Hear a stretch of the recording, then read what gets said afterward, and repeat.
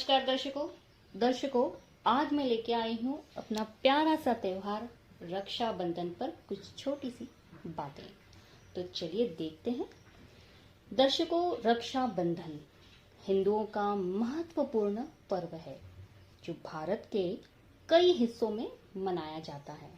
भारत के अलावा भी विश्व भर में जहाँ पर हिंदू धर्म के लोग अधिकतर रहते हैं, वहाँ इस पर्व को भाई बहनों के बीच मनाया जाता है। इस त्योहार का आध्यात्मिक महत्व के साथ साथ ऐतिहासिक महत्व भी है। दर्शकों, रक्षाबंधन का शाब्दिक अर्थ रक्षा करने वाला बंधन मतलब धागा है।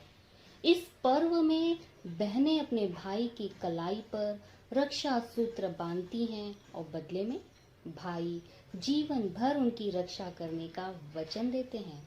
रक्षाबंधन को राखी या सावन के महीने में पड़ने की वजह से इसे श्रावणी और सलोनी भी कहा जाता है। यह श्रावण माह के पूर्णिमा में पड़ने वाला हिंदू तथा जैन धर्म का प्रमुख त्योहार है, इसीलिए इसे नारळी पूर्णिमा भी कहा जाता है, श्रावणी पूर्णिमा भी कहा जाता है।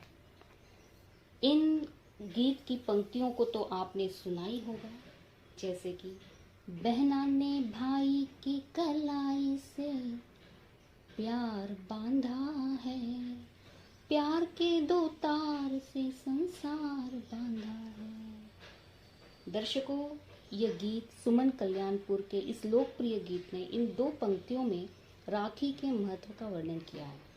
आज महिलाओं द्वारा देश की रक्षा में तैनात सैनिकों को सीमा पर जाकर राखी बांधी जाती है, क्योंकि वो बाह्य शक्ति से हमारी रक्षा करते हैं। राखी का त्योहार भाई बहन को भावनात्मक तौर पर हमेशा जोड़ता रहा है। दर्शकों, रक्षाबंधन का यह त्योहार मनाना हम सभी के हाथ में है और आज के युवा वर्ग को इस दिशा में पहला कदम रखने की जरूरत है। इसे एक व्यापार न बनाकर एक त्योहार ही रहने दे।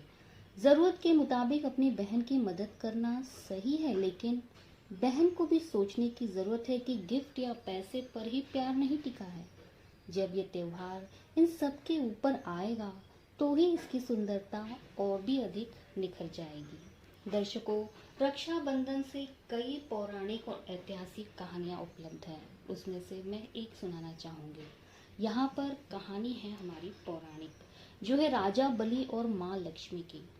भगवत पुराण और विष्णु पुराण के आधार पर यह माना जाता है कि जब भगवान विष्णु ने राजा बलि को हराकर तीनों लोक पर अधिकार कर लिया था, तो बलि ने भगवान विष्णु से उनके महल में रहने का आग्रह किया।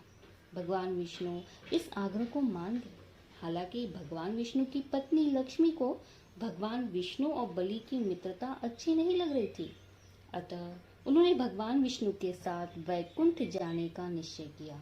इसके बाद माँ लक्ष्मी ने बलि को रक्षा धागा बांधकर भाई बना लिया। इस पर बलि ने लक्ष्मी से मनचाहा उपहार मांगने के लिए कहा। इस पर माँ लक्ष्मी ने, जानते हैं, राजा बलि से कहा कि वह भगवान विष्णु को इस वचन से मुक्त कर दे कि भगवान विष्णु उसके महल में रहेंगे। बलि ने ये बात मान ली और साथ ही माँ लक्ष्मी को अपनी बहन के रूप में भी स्वीकारा। तो ये रही हमारी पौराणिक कहानी के अनुसार। और एक ऐतिहासिक घटना है दर्शकों, 1905 का बंग भंग और रविन्द्रनाथ टैगोर। भारत में जिस समय अंग्रेज अपनी सत्ता जमाए रखने के लिए डिवाइडेड एंड रूल की पॉलिसी अपना रहे थे, उस समय रविन्द्रनाथ टैगोर ने लोगों में एकता के लिए रक्षाबंधन का पर्व मनाया। वर्ष 1905 में बंगाल की एकता को देखते हुए ब्रिटिश सरकार बंगाल को विभाजित तथा हिंदू और मुस्लिमों में सांप्रदायिक फूट डालने की कोशिश करती रही। इस समय बंगाल में और हिंदू मुस्लिम एकता बनाए रखने के लिए और देश भर में एकता का संदेश देने के लिए हमारे रविन्द्रनाथ टैगोर ने रक्षाबंधन का पर्व मनाना शुरू किया था।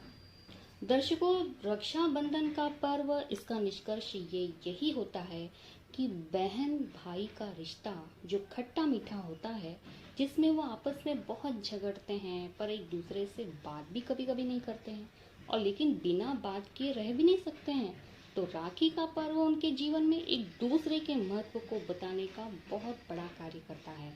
तो अतः हम सभी को ये उत्सव परंपरागत विधि से हमेशा मनाते रहना चाहिए। आप सभी भाई और बहनों को रक्षाबंधन की बहुत बहुत शुभकामनाएं। आप लोगों का ये रक्षाबंधन पर्व सरलता और सुगमता पूर्वक संपन्न हो। तो चलिए फिर मिलते हैं अपनी ऐसी ही मज़ेदार छोटी सी जानकारी के साथ अगली वीडियो में। तब तक के लिए धन्यवाद।